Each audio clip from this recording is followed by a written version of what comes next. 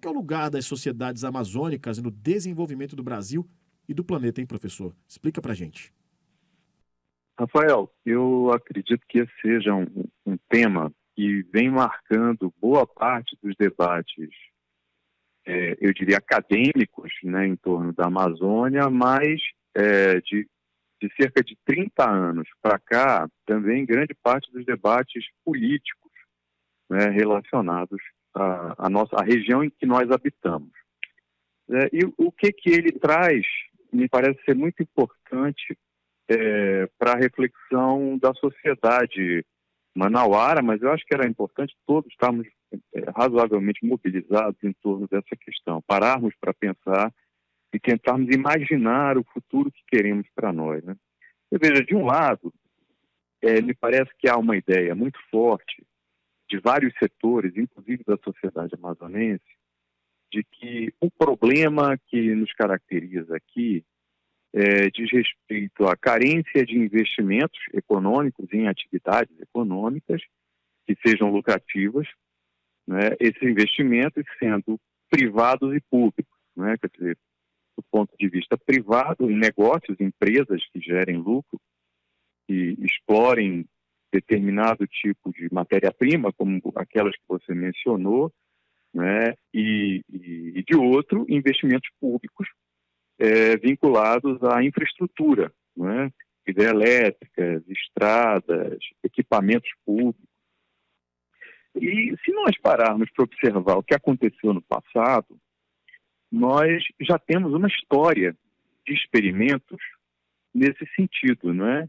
São experimentos de grandes projetos realizados aqui, às vezes com investimento maciço de recurso público e algum recurso privado, né? E, no entanto, os resultados desses investimentos, de natureza estritamente econômica, têm sido quase que lamentáveis, né? Em muitos casos, absolutamente lamentáveis. Por quê? Porque eles vêm acompanhados, sim, de uma mobilização de forças produtivas, né, de fatores de produção impressionante, mas junto com isso vem muita violência, né, muita degradação ambiental e muita desigualdade. Então nós temos vários exemplos, né, de situações em que sim, na Amazônia aumentou a produção econômica, e a gente pode pegar o sul do Pará, pode pegar o estado de Rondônia, pode pegar a Zona Franca, né, pode pegar a agricultura no Acre, pode pegar o minério no Amapá. Enfim, tem uma série de exemplos que revelam que sim, a produção econômica, as riquezas que estão no solo e no subsolo amazônico, além da força de trabalho, que é um fator de produção decisivo, têm sido exploradas e, no entanto, a exploração dessas riquezas só tem trazido como consequência, ou tem tido como uma das principais consequências, violência contra os grupos humanos, ribeirinhos, quilombolas, indígenas, mas também os trabalhadores urbanos, inclusive não apenas os trabalhadores urbanos, todo mundo convivendo em situações de muita violência em vários aspectos, né? De outro lado, então, de um lado tem essa ideia de que a Amazônia agrega ou concentra fatores de produção que precisam ser explorados para gerar riqueza. É uma ideia que vem sendo usada, aplicada e não tem resultado em melhoria das condições de vida da maioria, apesar de vir, sim, resultando em produção de maior riqueza. De outro lado, tem uma ideia que emergiu com a questão ambiental, e isso em escala global, que é aquela de que, dado o papel da Amazônia para a homeostase planetária, quer dizer, para um certo equilíbrio ecológico planetário, para as funções, né, que ela desempenha para esse equilíbrio do clima no planeta, é preciso proteger essa região, não é, tornando-a, portanto, uma espécie de reservatório de condições de vida, não apenas de vida dentro dela, mas para fora dela também. E com essa discussão vem todo a conversa, eu diria, né, sobre internacionalização. Na verdade, a economia da Amazônia já está internacionalizada pela forte presença de empresas transnacionais em todos os cantos, ou de empresas, mesmo que sendo brasileiras, que dependem da economia internacional e transnacional para gerar lucros, como é o caso do agrobusiness inteiro. Então é um debate meio trampa, eu diria, né, esse da internacionalização. Mas vamos lá. No que diz respeito ao meio ambiente, você tem essa situação, portanto, em um lugar, eu diria que privilegiado da Amazônia no contexto global. Todavia, como é que essa questão vem sendo tratada? Geralmente, com um olhar que é extremamente, eu diria que, etnocêntrico ou preconceituoso, vinculado às dinâmicas sociais e econômicas de outras regiões e lugares do planeta. As pessoas olham para a Amazônia como se estivessem olhando para a industrialização de São Paulo, de Manchester, de Londres, de outros lugares do mundo.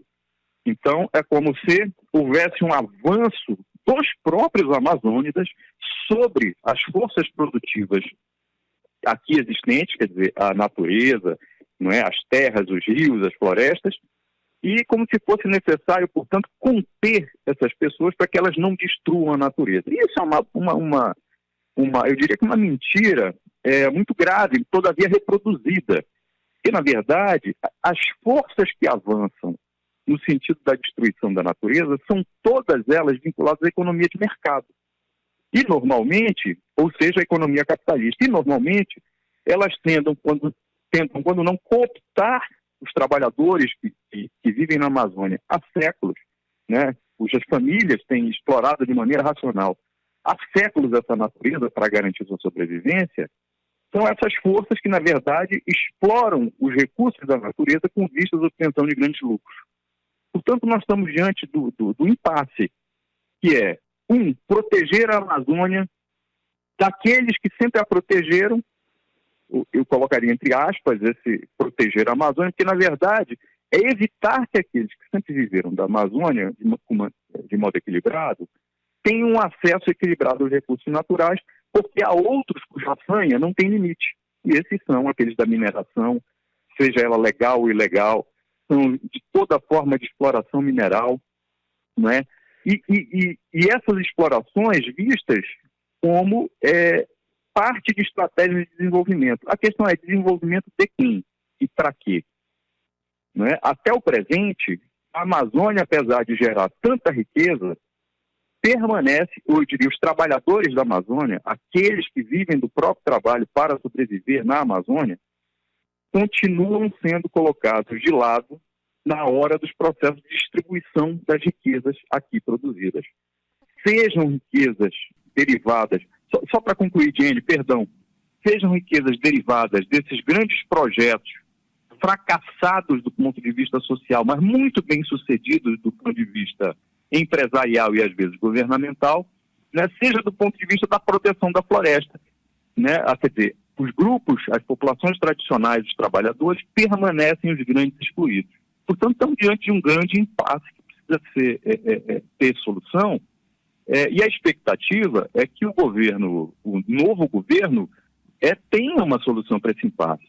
Mas o que eu vejo é que ele continua debatendo as questões segundo os mesmos parâmetros de antes, né? O que é muito ruim. Desculpe, Jenny. Não, tranquilo. Eu ia perguntar exatamente a sua opinião nesse ponto, porque um relatório do Banco Mundial, ele traz que a floresta amazônica em pé, ela vale R$1 trilhão por ano. A Amazônia em pé, né? Ou seja, preservada, vale R$1,5 trilhão por ano. E o presidente Lula falou ontem, né, que os países, vários países, se comprometeram a fazer doações para o Brasil em troca de preservar ali a floresta, né, preservar as suas florestas, e que isso não tem acontecido. A gente vê uma movimentação ali que no discurso é muito bonito, mas a realidade, como o senhor falou, aqui no interior do Amazonas, os povos tradicionais, a realidade é outra. O senhor acredita que ainda existe inércia na aplicação de políticas efetivas mesmo, porque o discurso é muito bonito, né? Mas falta, né? Existe uma inércia geral, eu não digo só daqui do governo federal, mas uma inércia internacional em relação à preservação da floresta amazônica? Jenny, eu acredito que sim. Veja só, você tem uma série de debates ocorrendo e todos eles, aqueles que são mais consequentes, uns, digamos assim, dão muitos passos adiante, outros ficam quase que no mesmo lugar, mas todos os debates mostram que sem mudanças nas formas de apropriação e uso da riqueza, ou seja, sem mudanças no modo como a gente trata a natureza e como a gente se apropria dela e distribui os frutos dessa apropriação socialmente, nós não vamos caminhar, não é só no Amazonas nem na Amazônia, é no mundo todo, né? Nós estamos caminhando para um impasse de ordem ambiental e social. Social, está claro que o problema está posto e não tem solução dentro dessa ordem. Que a pobreza, o aumento da fome, o aumento da miséria, né? E ambiental, estamos numa escalada que tem a ver tanto com o problema do aquecimento, não é? Que pode trazer impactos, primeiro, inclusive, para os países que não estão nem na Amazônia, são países que estão na costa, não é? Dos continentes, né? E segundo, para cá, por conta do problema das chuvas, da mudança das chuvas, do ritmo das chuvas, que as coisas estão relacionadas. Então, veja, quem banca essa mudança no modo de apropriação e distribuição da riqueza? Essa é uma grande questão.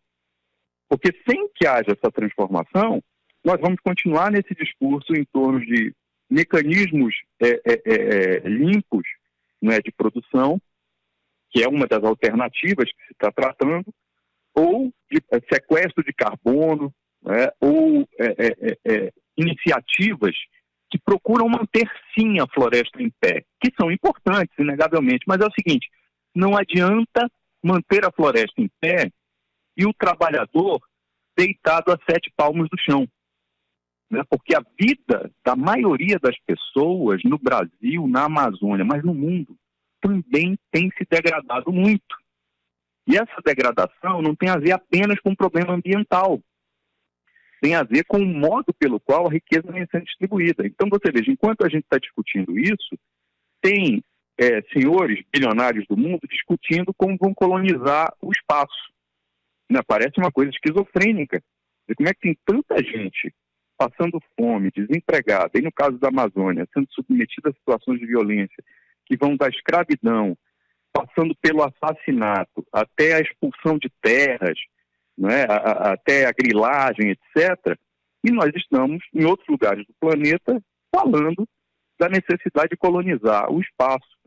Me parece que as prioridades, se não estão invertidas, estão muito estranhas, né, porque não se tem privilegiado a discussão sobre as melhores condições de vida, eu diria, aqui, particularmente, dadas as grandes dificuldades que temos enfrentado ao longo do tempo, que não tem a ver apenas com relações internacionais, mas também com relações com as outras regiões do país, com os outros estados, com outros centros, né? Mas, nesse caso, de uma maneira mais ampla, né? Como é que nós vamos promover essa alteração no modo de lidar com a produção de riqueza e com a apropriação de riqueza? Porque sem que isso aconteça, nós estamos, na verdade, adiando o problema, né? E mantendo, portanto, as consequências dele para aqueles que já vêm pagando ao longo de décadas, de séculos, né? Que são os que mais necessitam da garantia dos direitos, né? Direitos constitucionais, que, aliás, que muitos têm lutado para acabar com esses direitos, né?